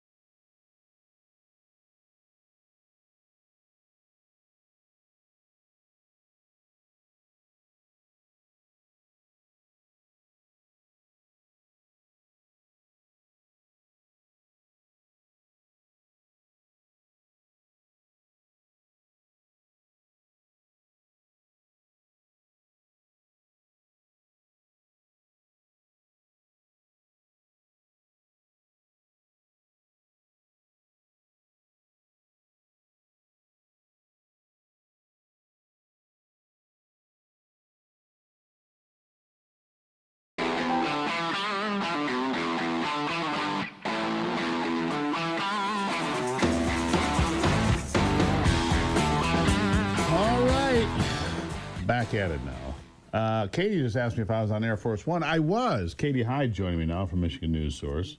Katie, nice to see you on a Monday. I had this on my desk. Here it is. It's the napkin that says aboard the presidential aircraft. I have a couple of them. I'd be jealous if I didn't like you so much. Well, there you go. There you go. And after I spilled my food on the carpet, anyhow, it's a long story. Yeah, they feed you well on Air Force One, and I stood out in the rain with Donald Trump, and it was interesting in the rain after we got back from Pittsburgh. So yeah, it was good stuff. Speaking of Donald Trump, he made a comment here recently that he would look at pardoning the people involved with, I'm still going to use the term, the alleged kidnapping plot against Governor Whitmer, because look, as Donald Trump said, they said some stupid things while they were drunk and drinking this. That. Was there ever really a plan to go kidnap Governor Whitmer? It doesn't, to me, it's never passed the stink test. And anyhow, she seems upset about this. It's one of the lead articles here. What can you tell me about it? I think you get to the point of what has been this back and forth over her kidnapping plot. You used the word alleged. These gentlemen obviously went through a court proceeding and received their prison sentence that way. But so you have a couple of different things, and I call it which came first, the chicken or the egg theory, right? Do you have these men who got together in a group and legitimately planned to kidnap and kill the governor of Michigan and overthrow our government, and the FBI just happened to be there to prevent it? Or were these guys just getting together, venting, pounding their chest, being idiots, whatever you want to call it, and the FBI entrapped them and kind of led them on this? So this is why it has been controversial in Michigan for 5 years since this happened. And then Donald Trump last week said, I'm going to look into it. His words were, it looked a little bit like a railroad job when it came to these two ringleaders of this. And then over the weekend, Whitmer said that really surprised her, and she was going to get in touch with President Trump to say, you promised me, her words, you promised me that you wouldn't pardon them. Now you're saying this. We need to talk. She says that there's no place for political violence. Especially, look, if the FBI played fast and loose with the facts here, I mean, it's only fair. Look, as an American citizen, I just want to know if these guys are guilty, as they were found. I think 9 were convicted, 5 were acquitted, if the numbers, I think that's right. 14 total were involved in this entire thing. Right, and these two, Barry Croft and Adam Fox, are serving 20 and 16 years respectively as the alleged leaders of this plot. I'm not sure these two could lead an attack on an ice cream shop. Let's be honest, these are not smart people. These are just, doofuses. I don't know how. They're just doofuses. And they got caught up in this whole deal, and do they deserve 20 years in prison? Seems a bit much to me. Maybe I'm wrong, but it seems like I think they're more of a threat to themselves than anything else. That's the way I look at it. That's what some of these attorneys have argued, that this would not have happened if the FBI hadn't entrapped them. And then there are other people saying that they would have carried this out. Maybe they would have bungled it, but they would have carried it out and the governor was in danger. So there's really two different things going on here. I will bring up, Steve, that the Governor Whitmer has said there's no place for political violence. She said she was one of the first ones on the Democratic side to condemn the attempted assassination of Trump in Butler last summer. But she also has 8645 hanging out there. This comes from a 2020 interview on Meet the Press, where that's correct. In the background she had the numbers 8645, which 86 is slang for kill or nix or knock off or whatever have you, and 45 was for President Trump. So you can condemn political violence. No one in their right mind is saying political violence has a place. It does not. But she also has that, and the Department of Justice, as they look into Comey, which, again, Steve, I'm not sure why Comey is still under investigation for old Seashell Gate, but she's also possibly being looked at for that. What constitutes political violence? Is it explicitly saying things, or is it having something in the background and alluding to it? Right. How exactly? Where do you look? I'm a free speech guy, so even if it's distasteful, I don't know what she meant by that. I think she meant like get rid of him. I don't know if she meant kill him, but yeah, that's all of the same stuff. Meanwhile, by the way, one other quick story here. Garland Gilchrist, who's running for governor, he's the lieutenant governor, says it's time to fill the 35th Senate district seat. This is one of the stories on your site as well, because it's been empty for months, right? The Senate seat in Michigan. Yes, Garland Gilchrist is our lieutenant governor and has been for 8 years, really kind of on the sidelines. And now that he's running for governor, he's making statements and coming out against his boss. So the 35th Senate seat was vacated by Kristen McDonald Rivet, who was elected to Congress last November. She took office in January and left this open Senate seat. And there's been nothing from the governor. In the state of Michigan, the governor has to call a special election. I would argue we need to do some look at the legislative level to have a law where if you have an empty seat for whatever reason, somebody else runs for office, there's an unfortunate death, whatever happened, that it automatically triggers a special election so that the people of Michigan are not held hostage by a governor on one side of the aisle or the other. I think that's a good idea. Go on. Yes, Gilchrist has said, look, if they've been out, Bay, Midland, Saginaw counties, that area has been without representation in the Michigan Senate for now, if my math's correct, about 150 days. She needs to call a special election. The thing is, it's very tight between Republicans and Democrats, including the number there in the Senate. And so I think there might be something in the back of her mind. What if this flips Republican and stagnates everything with the Michigan House being Republican now? What do? We want to make sure we have the Democratic stronghold. Yeah. So Gilchrist has come out against his boss and said, call this As election. he should. Look, they all want to talk about free and fair elections and every vote must count, blah, blah, blah. No votes are counting in that district currently. None. Well, no, you can find out more at Michigan News Source. Correct. MichiganNewsSource.com, MichiganNewsSource.com. Katie Hyde and her band of reporters and journalists will keep you up to speed on what's happening in Michigan. As always, they do it better than anybody else. Katie, thank you. Thank you. Greatly appreciate it. MichiganNewsSource.com. If you want real news from real reporters without their thumb on the scale, MichiganNewsSource.com is the place for you to go. After the break, former Lieutenant Governor Brian Calley will be with me about the jobs report upcoming.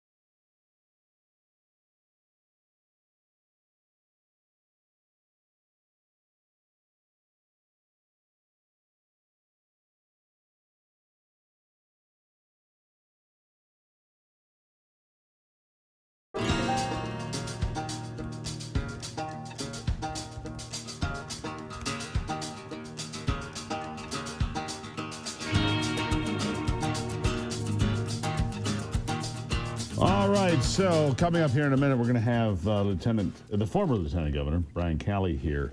I keep looking at all these economic indicators. They're not too bad, but the jobs report is going to be telling. It's going to come out on Friday, right?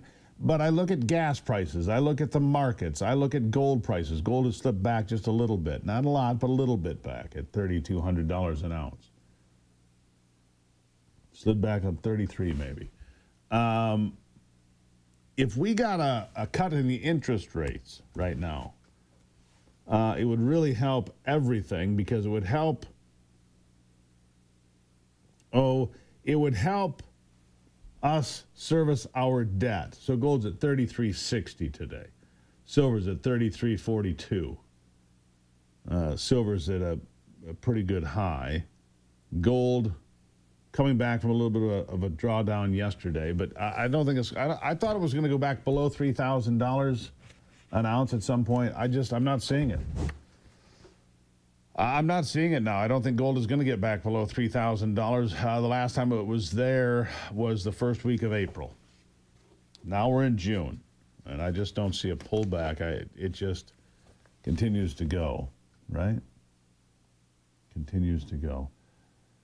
So the small business survey, the surge in healthcare cost is responsible for hiring limitations. I think that's what we're being told by the Small Business Administration of Michigan. We'll look into it. Meanwhile, could your health issues be caused by an invisible enemy? Fatigue, bloating, brain fog? What if parasites are the real culprit? I was digging through parasite cleanses when I came across a video from a trusted doctor who mentioned that ivermectin and mebendazole are two powerful anti-pathogens. What's more fascinating, these medications frequently used in oncology to treat cancer, and now they've been put together by the wellness company to help you cleanse your body. 60 million Americans have parasites, and that's scary. Time to clean up your system. Cleanse. The wellness company has a solution. Ivermectin, mebendazole. Right? FDA-approved parasite solutions now combined in one combo. Fill out a brief medical intake, get your 3-month supply now. Lots of parasite cleanses out there, but this is the gold standard.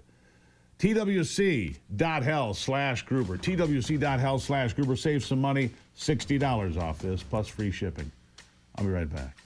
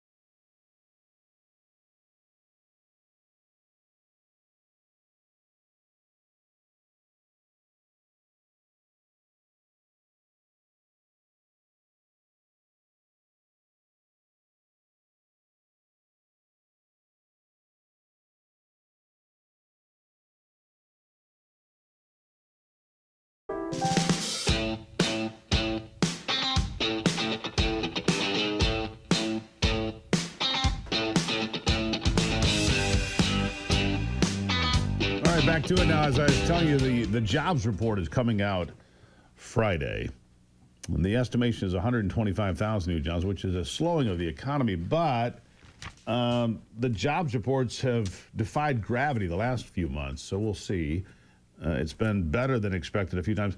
We were talking about gas prices in the break. Gas around Michigan, $2.80. Inflation down to just over 2% now. Some positive things out there, but it's the surge of healthcare costs that really prevents a lot of businesses from taking the next step and getting the employees they need sometimes. That, according to my next guest, Brian Calley, former lieutenant governor and the president now and CEO of the Small Business Association of Michigan. Brian, nice to see you again. Hey, Steve. Thanks. It's great to have be with you again. So, look, I think all businesses battle with this. It's an odd arrangement. It's an American arrangement, this whole get your job, get insurance to go with it. It's not something that's normal around the world, but it's what became normal here because it was a way for businesses to offer an incentive to an employee without having to pay taxes. That's what it was. But now we're in a situation where it's really expensive. Look, insurance is expensive. And I think it's kind of blunting some job growth. In fact, that's what you say here, isn't it? It's the biggest issue that we really don't hear anybody talking about anymore. And Steve, it's different than the normal thing where people just complain about it and then they suck it up and pay it. What employers are telling us now is that it's coming at the expense of them being able to hire or make additional investments, and not just a little bit, a lot. The employers, 3 out of 4 employers are saying, look, I can't hire new people because healthcare costs are so much. And there's a whole bunch of other costs that have been going up over the last 3 or 4 years too. And it's a pile-on effect. But 4 out of 5 businesses are telling us, small businesses are telling us they can't expand otherwise either. They can't hire, they can't expand. So when you start looking at our unemployment rate creeping up in Michigan, now the second highest in the country, you see softer jobs reports. This is the biggest issue that nobody's talking about. You know, you did a survey of 300 small business owners, and their concerns are about. So, Brian, we're 16 years on from the Affordable Care Act, aren't we? Aren't we 16 years after Obamacare now? Something like that. 15, 16 years. It was supposed to make insurance achievable, affordable. Hasn't worked, has it? Unfortunately, it hasn't. In fact, for small business owners, they're really the last ones left holding the bag. So they can't buy the subsidized products on the exchange, and also they can't self-insure like the big players do, the bigger businesses. Sure. And so the small businesses are the ones that just have to buy it off the rack, and really they're subsidizing the whole system right now. Yeah, and you know, this is something we face because every year we get a notice. We have insurance here a little bit. And every year we get a notification. Oh, it's going up 20%, 40%, 50%. Every year, Brian. Okay.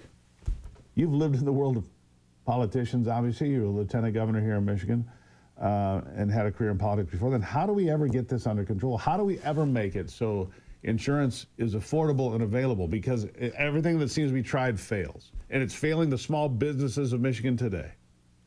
You see, in so many different areas, you have the pharmaceuticals that are growing their costs 5 times inflation. The health systems now are buying up they're buying up the whole supply chain, so they have more pricing power now. They're growing their costs about twice the rate of inflation. So all these giants in the system keep on taking and taking and taking, and the small business owner is the last one that is just left standing there, and their only role is paying the bill. So we really do need more accountability. Those systems, those giant conglomerate systems, they're the only ones who can control their costs. But right now, there's not real accountability there. Right. So, I mean, some of the things have been looked at by the administration in Washington now, which is to make these hospital systems and so forth publish their prices. You know, and when you look at insurance pricing and you find literally 100 different prices for the same procedure, I mean, an MRI costs whatever an MRI costs, you would think. And yet there are all these different pricing. You go to, if you have, like you say, one of the big companies, your rate is this. If you're a small company, your rate is this. If you're an individual that has no insurance at all, your rate is this. Well, doesn't a hamburger cost what a hamburger costs? I mean, that's a crazy idea, but I mean, come on. How can there be 100 different prices or more for a single procedure? Yeah, and that's because they're using some areas or some payers to subsidize other payers, and that's really where I think there's a big problem. There's also shenanigans with health systems that own insurance companies, and they can manipulate the medical loss ratio in order to get more. There's so many different aspects of this. We definitely need more transparency in the system, but also we should be paying for health. I mean, paying for outcomes. That's really the difference between this system and pretty much every other service that we buy, is that it's just a fee for service that operates on an acute basis, as opposed to paying for health, value-based systems. And we need to at least start taking some movement toward it, because it is absolutely unsustainable. Yeah, it is unsustainable. Look, small businesses employ more than anybody else, right? They're the backbone of the American economy, the Michigan economy, the economy in general. And yet, for some reason, politicians continue to side with the big companies. I know why. Big companies have these things called lobbyists. And they also have this thing called cash, where they can put money into campaigns. I mean, you've been around, you get it. The small businesses, even the Small Business Association, doesn't have the ability to lay down the money and have the kind of lobbyists that these big folks do. But how do we correct the system? How do we make it better? We really do need people who own small businesses that provide over half the jobs here in Michigan and across the country to stand up and say enough is enough. Because you're right, anyone on their own really can't make that big a difference in the direction that this thing is going. But you put them all together, and they are by far the largest employer in the country, in our state, in every single community across our state. Really, small businesses are the key to the economy, and we can't take them for granted. These rising healthcare costs and no real accountability and no serious effort to control those costs, it puts our jobs, our economy, and our small business owners at risk. Yeah, it sure does. If people want to know more about the SBAM, would like to be a member of your association, how do they find you? SBAM.org, SBAM as we say, SBAM.org is the best way to find us. And we would love to, we have 33,000 members, but there are over 350,000 employer businesses in Michigan. Get this, Steve, there's actually there's about 700,000, maybe even 800,000 sole proprietors and independent contractors, which is it's the most exciting thing that we have going in the small business community right now. How many people are going off on their own and in starting new businesses or operating a small business on the side of their W-2 job?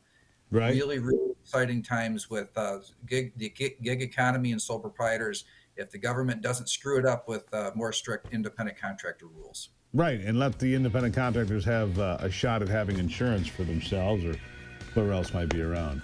Brian, always appreciate seeing you, sir. Thank you. Thanks. Great to be with you again. All right, so if you want to know more about the Small Business Association of Michigan, SBAM, look it up. They're a great resource for small companies, even sole proprietorships, and companies under 50 people, of course. We'll be right back.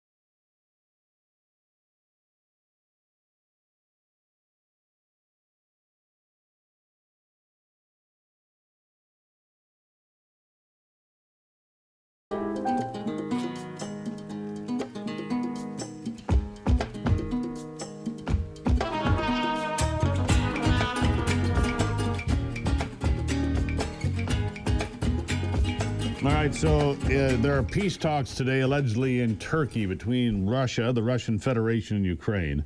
Russia currently occupies 20% of Ukraine. Russia currently occupies 20% of Ukraine, including Crimea. Crimea is not going back. Don't kid yourself, that's over.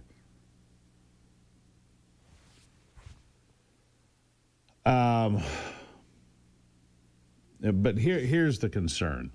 There was this remarkable drone attack. You probably saw this over the weekend, right? This remarkable drone attack.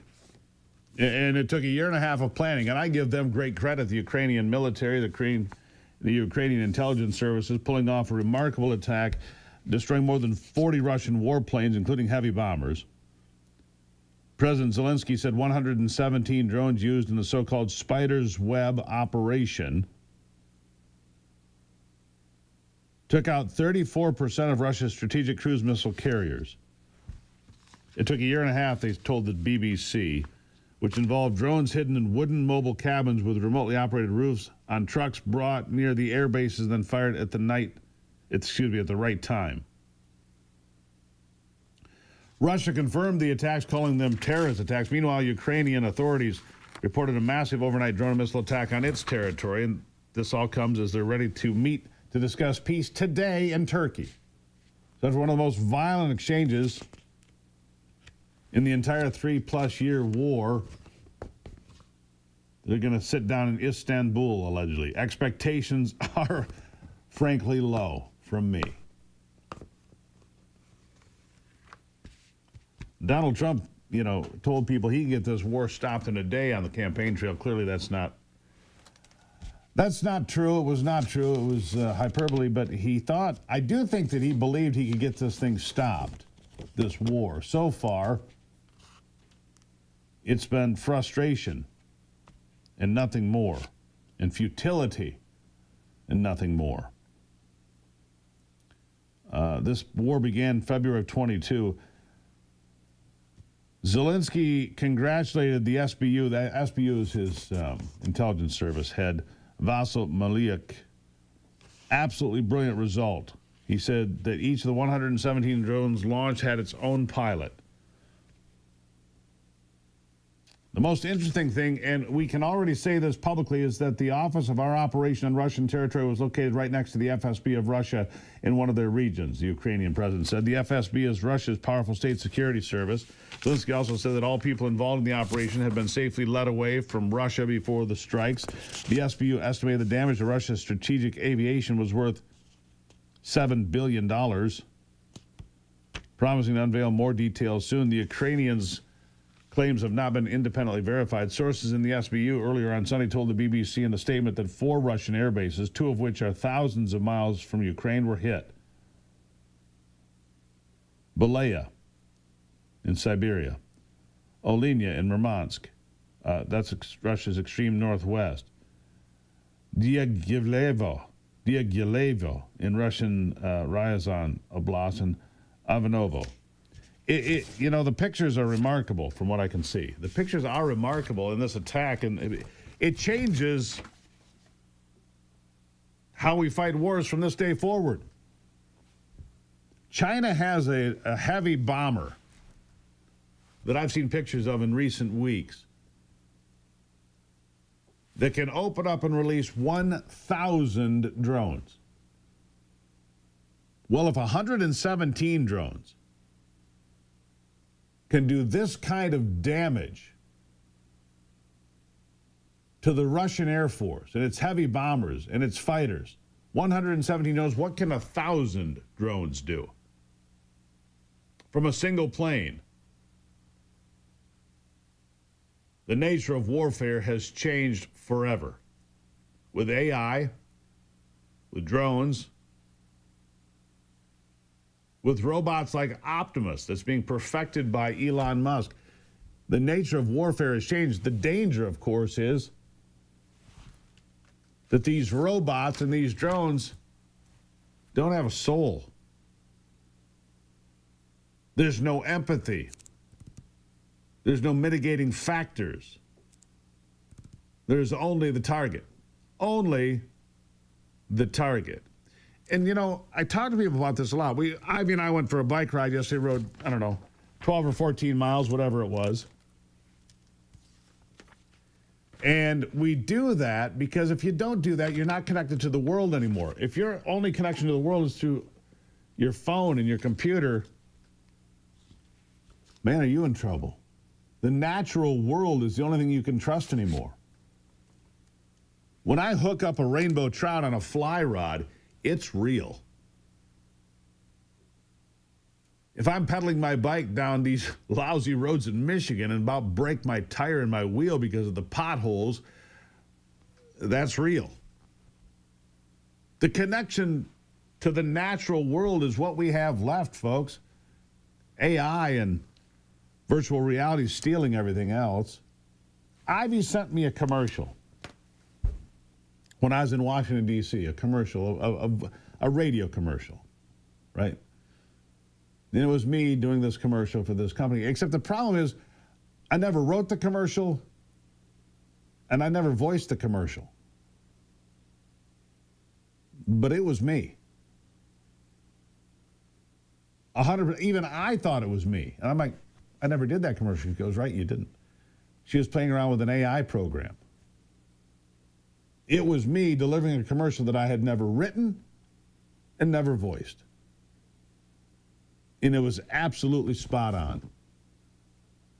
How frightening is that? She took a small sample of my voice, fed it to the AI, and regurgitated a commercial, a radio commercial that is me. That's why I trust the natural world. That's why we fish, friends. That's why we fish. That should be the name of a podcast. That's why we fish, because it's real. Final thoughts in a moment here on the Steve Gruber Show.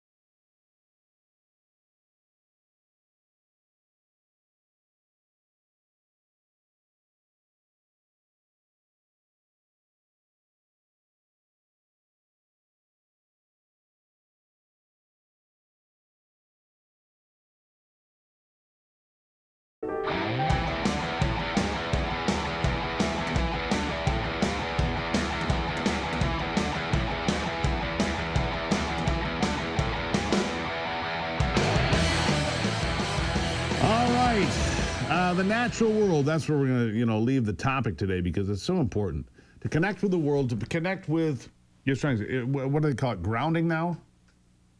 Walking around barefoot on the grass and so forth. Love doing it.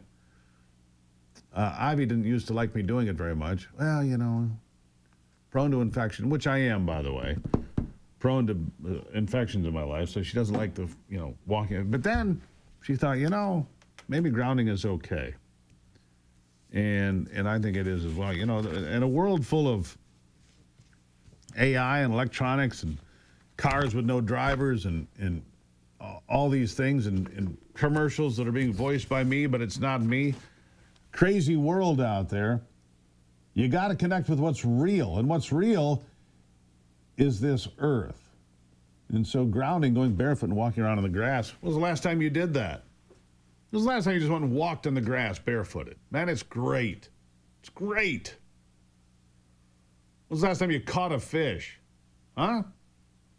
And put it on the plate. When was the last time you did it? Most people don't do that anymore. Most people, kids, where does chicken come from? The store. Where's food come from? The store. Too many people have no idea how the world works, where they get fed, where the food comes from, where their lives are. But they understand, Minecraft or Call of Duty or whatever poison is in their phone. They understand TikTok and YouTube. They understand all of that. Sure do. They sure do. Yeah, that's how I'm a proponent of the natural world. Get in touch with it. Hook up with the natural world. Fish on and all that happy stuff. I'm telling you. You need more of that in your life. Calm your mind. Focus on what's real. Fight the good fight. Keep the faith. God bless America. I'm Steve Gruber. This is the Steve Gruber Show. And remember, only you can save America.